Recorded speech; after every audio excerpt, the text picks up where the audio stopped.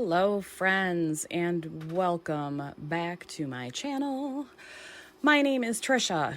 This is my channel 3 Owl Threads, where we talk about cross stitch and things that I am into. Today I am stitching Plum Street Samplers Paradise Lost. I absolutely love this pattern. I am using the DMC. I can't remember now if the DMC is a conversion that was provided or that was actually the called for. I don't remember, but I love it. Had I been thinking ahead of time, I would have kept it out of the Q-snap so you could see the whole thing, but I did post. If I didn't, I will be by the time you see this, post a picture of this on my Instagram. You can follow me there at 3 Owl Threads. It's the word 3, T-H-R-E-E, Owl Threads, where I try to post my stitching updates.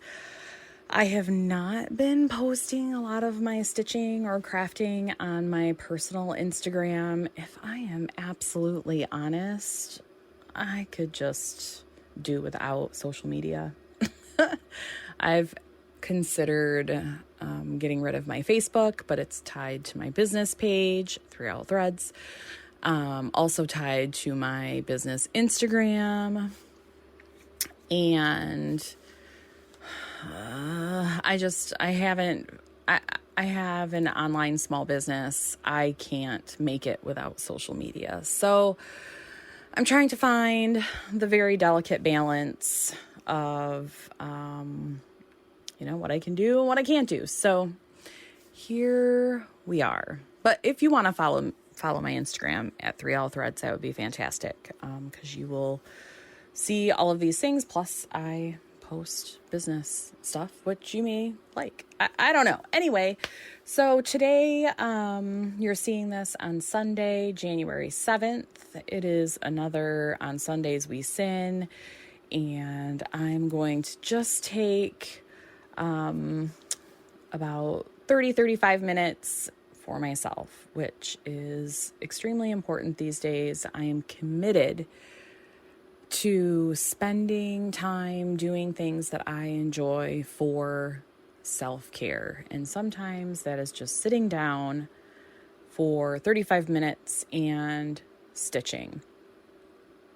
So that's what I'm doing today. I had something that I wanted to talk about today, and now I'm kind of shifting just because I have been seeing so many YouTube videos on books. I've kind of been paying attention to BookTube, air quotes, and I am amazed at the amount of reading people are getting in. How are you reading so much? And when I say reading, yes, I mean a book in your hand, a physical book in your hand for sure, but audiobooks, I consider audiobooks reading as well. I might not be reading with my eyes, but I'm still getting information. So between those two things, how are you doing it? I work in a job that is very like active thinking. So I have people around me. I don't do a lot of that repetitive, data entry or things like that. Like I have to be listening. I have people call. I have people around me. I have people yelling from their office. I have to engage my entire brain when I'm at work, unless like the bosses are gone or the office is empty. And there are some days that my office is completely empty and I'm the only one there, which is fantastic, because then I suppose I might be able to listen to something, but probably not, because still my job is very, my brain has to be firing on all cylinders. I do recall a time I was listening to a book and I was trying to listen in my car, but it was on my phone And I don't like driving with headphones or AirPods. I feel like that might even be illegal. Not sure. Check your traffic laws in your state. So I was listening with one in my ear, and my drive, if it's a good day and I hit all the lights and the highway is clear, my drive is less than 15 minutes one way. So I could possibly get 25 to 30 minutes of reading in on my commute. So I suppose that's the way. And then when I get home, people need me. And then usually at the end of the workday, I'm just tired and I go to bed. So tell me, are you a voracious reader? And if so, tell me what you've read. Give me some book recommendations. I have been looking on Instagram. I found a reel from somebody who listed like 5 books that she felt were underhyped. And so I took screenshots of every book that she showed and then went on my public library app to see if I could get them in either ebook or audiobook. And they have like 6-week waits. So that's a lot. I have started and dropped The Fourth Wing 3 times.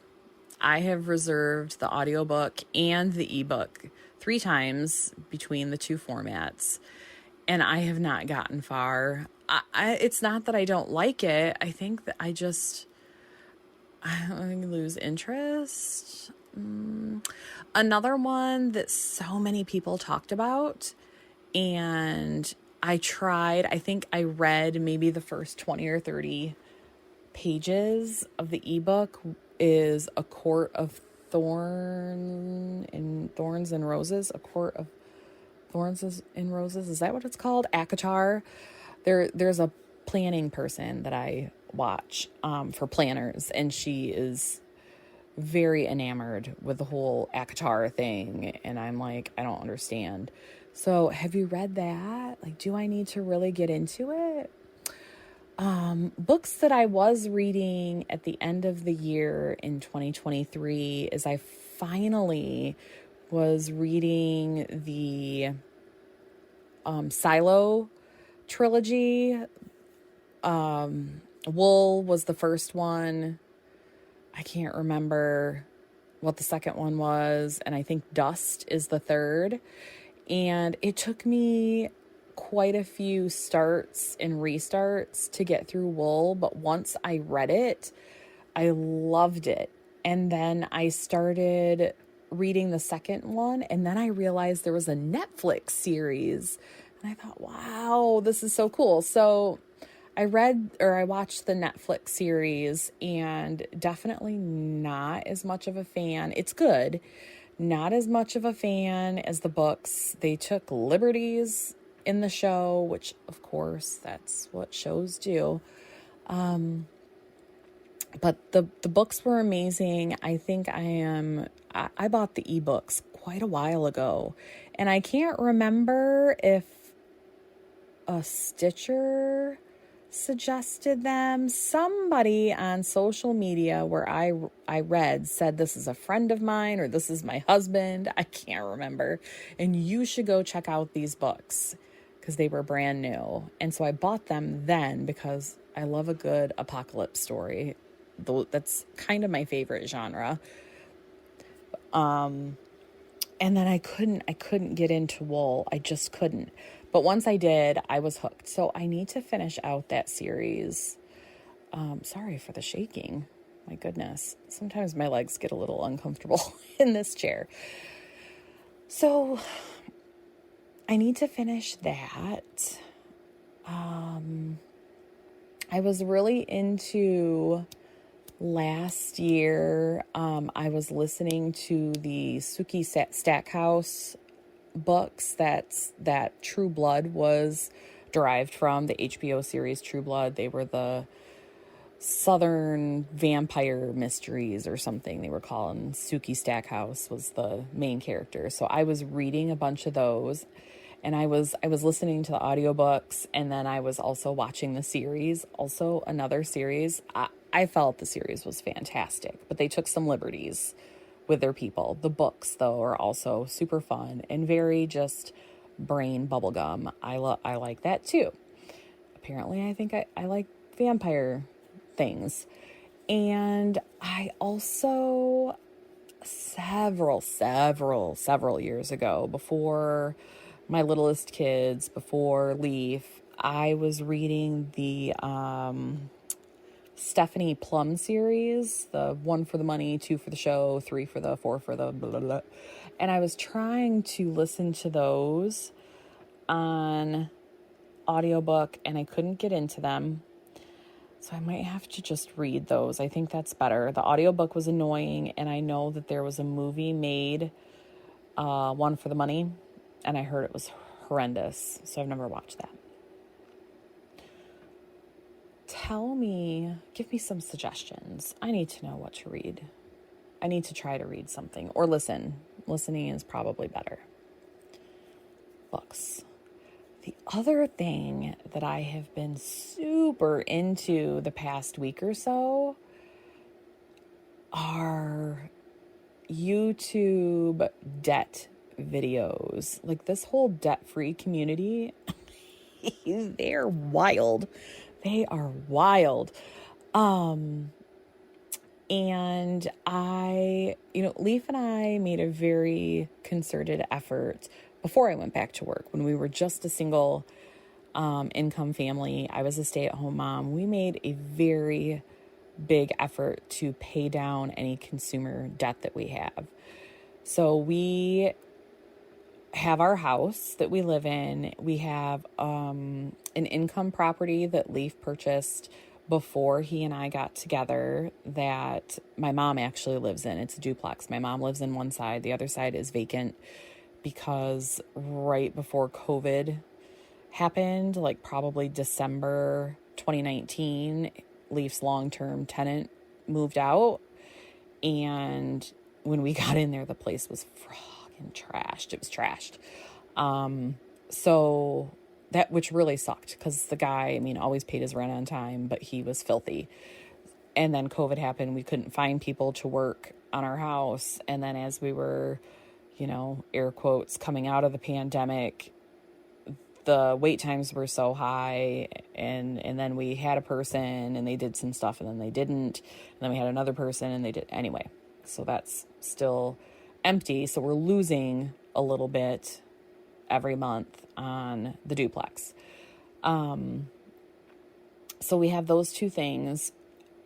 The home that we live in is paid for. We paid the mortgage off in 2021, maybe. We also paid off my student loans, I think, in 2020 or 2021. This was after I went back to work in 2018. We might have paid off my student loans in 2018. I feel like I wasn't back to work yet, but we definitely paid off the house after I returned to work. We don't have any credit card debt outside of what we charge throughout the month. We have a lot of bills that go on our credit card, and then we use our credit card daily, and then we just pay it off at the end of every month. So we don't carry any credit card debt.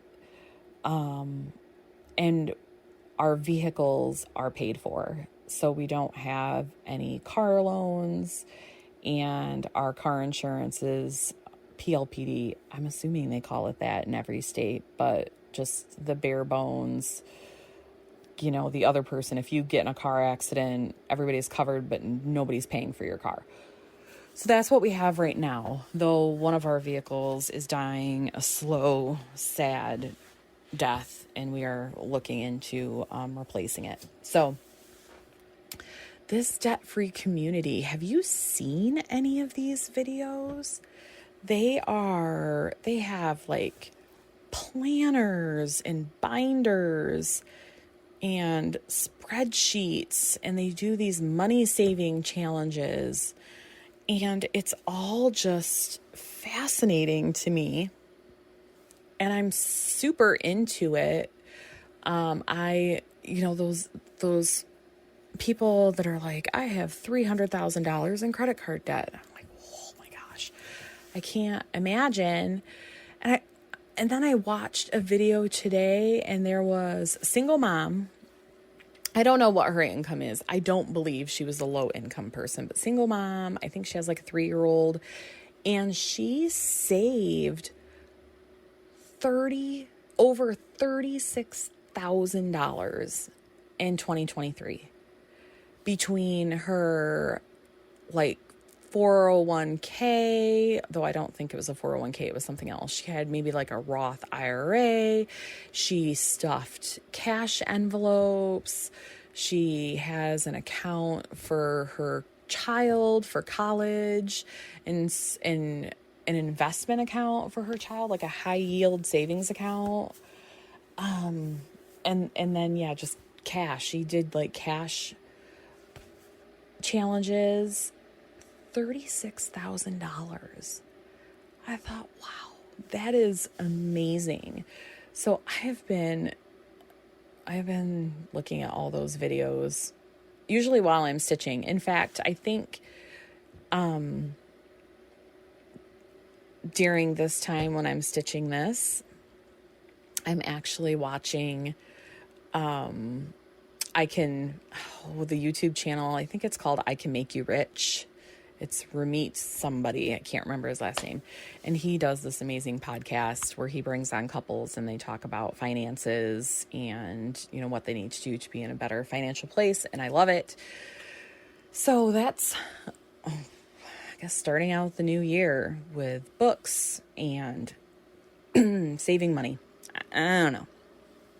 Here's the other thing. Since we're talking about things that I'm into. Oh, I need to take a drink. Hold on here.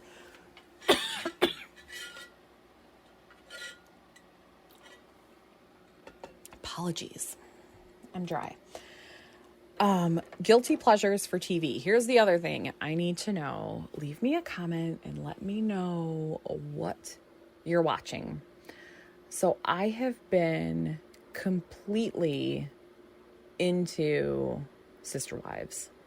Yes, I have. I have been waiting with bated breath for Christine's wedding, which part 1 is this, it's today. Part 1 is tonight at 10. I'm not going to stay up for that. I know that I'm not. 10 Eastern Standard Time. I don't know about your time zones. Anyway, when it came back to whatever it came back to, I was so excited on streaming service. I think that's why I kept HBO Max, just Max now, because Sister Wives was on it. And I started watching all of the old seasons too. Are any of you watching Sister Wives? What do you think about this madness? I need to know. Because I am thinking that Cody Brown is the biggest jerk pants on the entire planet. How can he be so... like, I am confused why nobody's happy and everybody's leaving? I don't know, dude. Think about your choices, because everybody has been pretty open about not being super happy in life. And you just seem so confused. Just so confused. Totally into it. These, what is this, season 18, I think, is the current season. And it looks like, we're coming out of COVID in these seasons as well, or we are out. They were really behind for a while because, production had to stop. Everybody needed to be safe, which was absolutely the fast unraveling of this family, is this pandemic. So they're getting more current. Everybody is angry. And I just think, I don't know, it's just such a train wreck. It's just a train wreck. And I think we're really seeing some truth bombs come out. Like, it's crazy.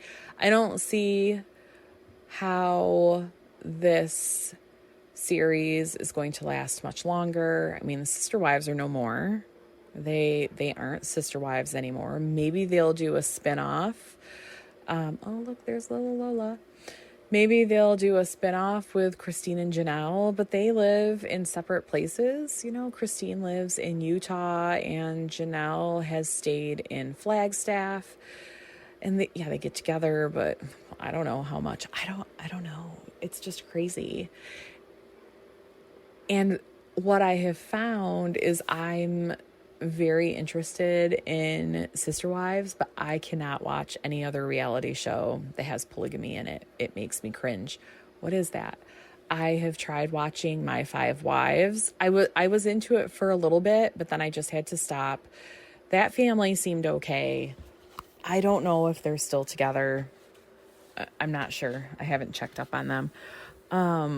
They also, I don't know if it's on TLC or if it's on some other streaming service, but there is the Seeking Sister Wives. I'm not sure if it's plural or not, but I have tried to watch that and I just can't. Like, it makes me physically uncomfortable to watch that show. And I haven't even tried, I think there's one called Seeking Brother Husband. Tell me if you've watched it. Just seeing it on the screen, I nope out immediately. Nope, I can't do that. So those are the things, those are my little guilty pleasures. Over the Christmas break, I had 2 weeks off. During the holiday break, I took off the 22nd and 23rd, or maybe it was 21st and 22nd. Can't remember. The Thursday and Friday before Christmas. And then my college is closed for the week between Christmas and New Year's. And then we were set to go back to work on the 2nd of January, but I took January 2nd and 3rd off. During that time, the latter part, so probably week 2 into that, was when I was finally able to relax a little bit, which is really unfortunate. I was so just hyped up all of the time in all of the wrong ways. It was terrible. But towards the end, I started stitching, and then I was watching, Sister Wives, obviously, duh. And I started watching cult shows. Oh my gosh, here are some good ones. Get a pencil. I'll wait. Have you gotten a pencil? Or pick up your phone and open up your notepad app and write these down. There is, and I don't remember what streaming service. I'm sorry, you'll have to Google them. One is called Love Has Won, and it is about the cult of Mother God. Oh my gosh. Please watch it. That was really good. That was super good. I thoroughly enjoyed that one. I think almost all of these are like 3-part series. I should have written them down because I know I'll miss some. So Love Has Won. I feel like that was on Max, but I'm not for sure. I watched one. I can't remember what it was called. I think it was called something like The Way Down. And it might have been Way, Weigh. So this is the cult of Remnant Church. And it's a southern, I don't remember where they're at, southern state. A woman was the leader, and it was weight loss based. So she preached that God could make you skinny. And hearing the people that came out of this church, it was awful. It was awful. And I won't spoil it for you, but her daughter ended up, and I can't remember any of their names because, I just binged them, so I wasn't invested in anybody. Her daughter took over the church, and I think still oversees it, if it's still happening. And she looks like a skeleton. She looks so unhealthy. And I just thought, wow, if there was anything about diet culture that you're going to learn it from this. Not good at all. Not good at all. Another one that I watched was about the twin flame universe, and I think it was called Twin Flames. This, you guys, this is a church, and I, air quotes for church, that is in Farmington Hills, which is a hop, skip, and a jump away from my town here in Michigan. I was amazed. And the Twin Flame universe was basically founded by this man and woman who were promoting the idea that each person has a twin flame. It's like a soulmate, right? Has a twin flame, and you should do anything at all to be with your twin flame. These cult members, church members, it wasn't always a church. It didn't become a church until later, to avoid taxes, of course. The members of this group, that's what we'll say, were getting arrested for stalking because this man, Jeff, and her name is something. It's Shalia, I think. Shalia. I can't remember. You'll know if you watch it. Twin Flame Universe. They were saying, this is your twin flame. God spoke to us, or if it wasn't God, it was the universe. Somebody spoke to us. This is your twin flame. You belong with them, and you need to do whatever it takes to make them understand that. So this poor woman was stalking this man. He was like, no, I don't want to be with you. I don't want to be with you. And she got, a personal protection order against her. I think she was arrested. I feel like she spent time in jail, and these cult leaders were like, he is your twin flame. We know it. We've been told. Other people, they were matched up with random people who were horrible, who were abusive, who were criminals, all because these two people said, don't you want to find love? If you want to find love, you need to listen to me. You need to do whatever it is. Oh, and by the way, pay all this money for these amazing courses that we made to teach you how to find your twin flame or coach others in finding. It was like a cult / MLM scheme, Oh my goodness. So that's a good one. Twin Flame Universe. I watched I wish I could remember what it was called.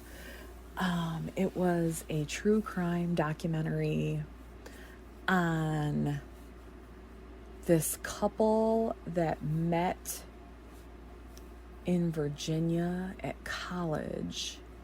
He was from Sweden. He was from somewhere. His name was Jens, and I can't remember her name, but they murdered her parents. They were obsessed with each other. They murdered her parents, and this happened, I think, in the 70s. And he admitted to it, and then she admitted to knowing about it and saying that she belonged in prison too. So they both went to prison, and then he flipped his story and said that she did it. And she was like, no, I didn't do it, but we both belong where we're at.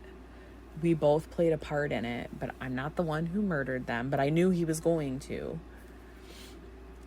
And then it kind of, because this was the 70s, technology wasn't as robust as it is these days. The case was, they both went to prison. They were in prison for, I think, 30 years, maybe longer. And the case, Jens appealed and it was denied, and he might have appealed again, and I don't remember if it was denied, but eventually somebody looked at this case again and they found they found blood that didn't match either of the victims or Jens or the daughter. And around that same time period, there were a couple of drifters who had committed some crimes, and so they tested the DNA against their DNA, and there wasn't a match. And so there was all of this speculation and doubt that maybe Jens didn't do it. And if Jens didn't do it and you have to let him go, then don't you kind of have to let go the girlfriend too, the daughter? So they both ended up getting out of prison. Isn't that wild? And nobody knows. Nobody knows what happened to those parents other than her and the boyfriend. It was crazy. It was crazy. I was so into it. And then I started watching a show about stalkers, but I only watched one episode. And honestly, I watched that episode and then I took the dog out in the dark to go potty, and it felt like somebody was in my yard because I kind of freaked myself out. So I stopped watching that one because who knows? Who knows if somebody's in my yard or not? I don't know. And that has been my TV watching for the past 2-3 weeks. Tell me if there is something I should be watching. We have so many streaming services. I really need to cancel some. Another drink, excuse me. We have Netflix and Hulu and Max, and I had Discovery Plus. I think I just canceled that one. And Amazon Prime. I think we have Peacock. I need to cancel that one too. But if there is anything that I should be watching, please let me know. Because that is probably my favorite way. See, I could read more if I didn't veg out in front of the TV at night. It's not for very long, but sometimes I just need to stare at, my mom used to call it the idiot box when I was younger. I need to stare at the idiot box, learn something about polygamy, cults, and cold cases, and then my life is complete. You know what I mean? I think so. So in the last 5 minutes of this Stitch With Me, if you're still sticking with me, let's talk about some goals. Let's talk about some crafty goals. I shared in the last video that one of my biggest goals was to be stitching on Sundays for half an hour. So far, so good. So far, so good, friends. I'm keeping it up. I really want to work on my mindset this year. Those of you who know me well, I am a pretty anxious person. I've told people I'm type A. I don't know if that's the case. I'm pretty controlling. I like to control my environment. I'm extremely introverted. I don't like surprises. Leaving my comfort zone is difficult for me, though sometimes I can, and it's not that big of a deal, but sometimes it is. And I really just want to focus on my well-being. This has not been an easy year for my family. It hasn't been an easy year for me. That is for sure. 2023 wasn't. We're in 2024 now. So far, so good. So I really want to do a lot of work on myself, and that is doing the things that I love, engaging with the people that bring something positive to my life, trying to knock out the things that just bring negativity. I try really hard not to borrow trouble. That's kind of like worrying about things that haven't happened. I'm really, really good at doing that. And I'm really, really trying to not this year because, anticipating something that might go wrong, it's good to be prepared for something to go sideways, but focusing on something that hasn't happened yet is not good for the brain. It's not good for the brain at all. And sometimes I catch myself doing that. So I want to relax more, and relaxing means stitching.